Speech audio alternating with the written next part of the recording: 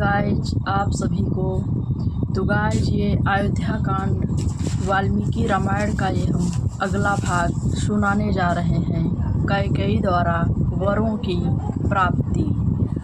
उल्लासित महाराज दशरथ ने शीघ्रता शीघ्र राज कार्यों को संपन्न किया और राम के राजतिलक का शुभ समाचार सुनाने के लिए अपने सबसे प्रिय रानी कैकेयी के प्रसाद भवन में पहुँचे।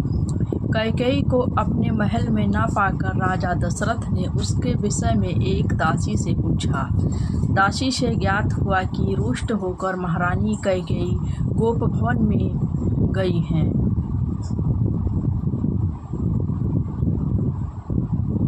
महाराज चिंतित हो गए। उन्होंने गोप भवन में जाकर देखा कि उनकी प्राण प्रिया मलिन वस्त्र धारण किए केश बिखराए भूमि पर अस्त व्यस्त पड़ी है।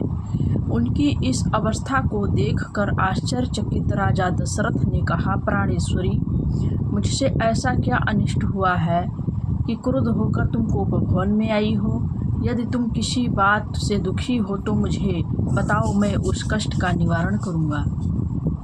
महाराज के इस प्रकार मनुहार करने पर कैकेयी बोली, प्राणनाथ, मेरी एक अभिलाषा है, किंतु यदि आप उसे पूरी करने की शपथ पूर्ण प्रतिज्ञा करेंगे तो मैं आपको अपनी अभिलाषा के विषय में बताऊंगी।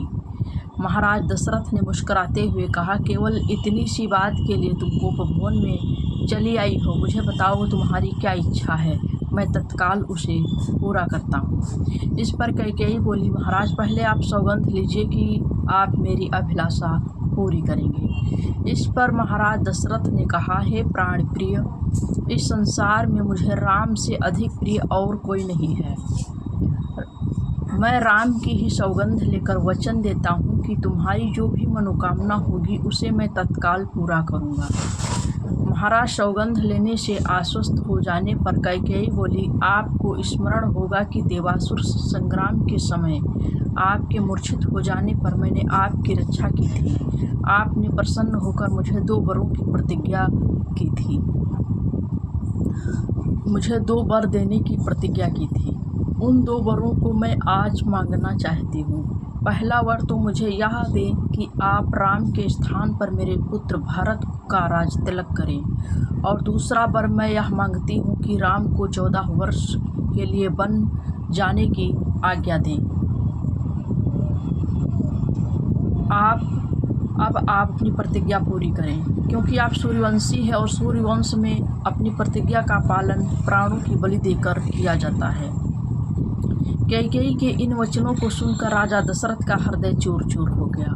उन्हें असह्य पीड़ा हुई और वे मूर्छित होकर गिर पड़े। कुछ काल बाद जब उनकी मूर्छा भंग हुई तो वे क्रोध और वेदना से कांपते हुए बोले, रे कुलघातिनी, ना जाने मुझसे ऐसा कौन सा अपराध हुआ है जिससे तूने इतना भयंकर प्रतिशोध लिया है। पतिते नीच, राम तो तुझ पर कौशल्या से भी अधिक श्रद्धा रखता है, फिर भी तू उसका जीवन नष्ट करने के लिए कटिबद्ध हो गई है। प्रजा का अत्यंत प्रिय राम को बिना किसी अपराध को मैं भला कैसे निर्वासित कर सकता हूँ? तू अच्छी तरह से जानती है कि मैं अपने प्राण का त्याग कर सकता हूँ, किंतु राम का वियोग नहीं सह सकता हूँ। मैं तुझसे विनती करता हूँ कि राम के वनवास की बात के बदले तू कुछ और मांग ले। मैं तुझे विश्वास दिलाता हूँ कि तेरी मांग अवश्य पूरी करूँगा।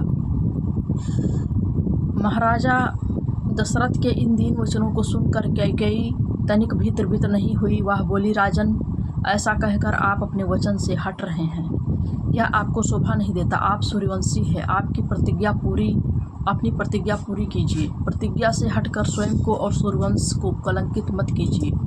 आपके द्वारा अपना वचन नहीं निभाए जाने पर मैं तत्काल अपने सम्मुख ही विष पीकर अपने प्राण त्याग दूंगी। यदि ऐसा हुआ तो आप प्रतिज्ञा भंग करने के साथ ही साथ स्त्री हत्या के भी दोषी हो जाएंगे। अतः उचित है कि अपनी प्रतिज्ञा पूरी करवाइए। राजा दशरथ बार बार मूर्छित हो रहे थे। मूर्छा समाप्त होने पर कातर भाव से कैकेयी को मनाने का प्रयत्न कर रहे थे। इस प्रकार पूरी रात बीत गई। अंबर में उषा की लालिमा फैलने लगी, जिसे देखकर कैकेयी ने उग्र रूप धारण कर लिया और कहा, राजन, आप व्यर्थ ही समय व्यतीत कर रहे हैं। उचित यह है कि आप तत्काल राम को वन जाने की आज्ञा दीजिए। भारत के राजतिलक की घोषणा करवाइए।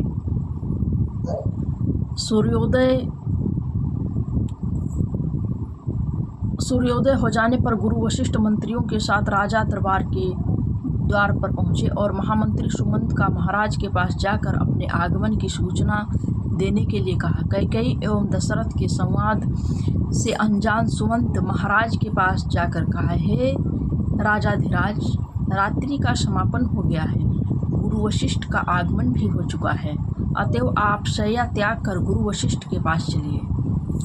सुमंत के इन वचनों को सुनकर महाराज दशरथ को पुनः असह्य वेदना का अनुभव हुआ। वे फिर मूर्छित हो गए। उनके इस मूर्छित होने पर कुटिल कैकेयी बोली, हे महामंत्री, अपने प्रिय पुत्र के राज्याभिषेक के उल्लास के कारण महाराज रात भर भी सो नहीं सके हैं। उन्हें अभी तो निद्रा आई है। महाराज निद्रा से जागते ही राम को कुछ आवश्यक निर्देश देना चाहते हैं। तुम शीघ्र राम को यहीं बुला लाओ। कैकेयी के आदेशानुसार सुमंत ने रामचंद्र को उनके महल में बुला लाए। तो गाइस, ये खंड यहीं तक समाप्त होता है। कैकेयी द्वारा वरों की प्राप्ति।